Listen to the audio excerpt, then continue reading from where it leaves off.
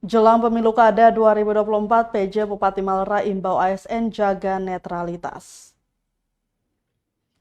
Penjabat Bupati Maluku Tenggara Jasmono mengimbau seluruh aparatur sipil negara atau ASN di lingkup pemerintahannya tetap menjaga netralitas jelang pemilu 2024. Netralitas tersebut khususnya dalam hal kebijakan dan pelayanan kepada masyarakat. Menurutnya, ASN harus menjadi perekat dengan memberikan pelayanan terbaik kepada masyarakat tanpa membeda-bedakan latar belakang agama, suku, ras, dan golongan. Oleh sebab itu, sebutnya dimanapun kita berada, pelayanan yang diberikan harus dilakukan dengan baik dan netral. Karena seyogyanya netralitas ASN menjelang pemilu 2024 akan sangat mendukung jalannya pesta demokrasi 5 tahun tersebut. Selanjutnya, saya juga akan meminta kepada seluruh pimpinan OPD untuk menindaklanjuti di instansi masing-masing merujuk kepada Undang-Undang ASN yang melarang keterlibatan dalam politik praktis.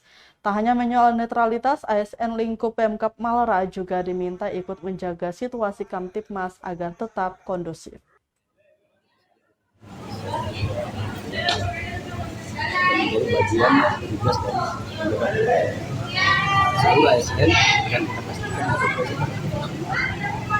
bekerja sesuai dengan tugas pokok dan nanti kita akan tim yang mengawasi khusus terhadap prosesi netralitas ASN dalam agenda pemilu presiden wakil presiden dan pilkada serentak tahun 2020.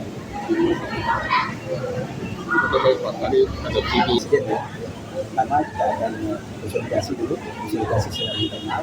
Kita akan komunikasi, koordinasi dan kolaborasi dengan seluruh elemen masyarakat yang ada terhadap Nah, untuk strategi seluruhnya itu program prioritas juga. Akan dibuka dan terbuka untuk umum. Dr. Edes Haji Muhammad Air Rambut dan Insinyur Petrus Jabat Sekretaris Daerah Kabupaten Maluku Tenggara yang kami hormati. Download Tribun X sekarang, menghadirkan lokal menjadi Indonesia.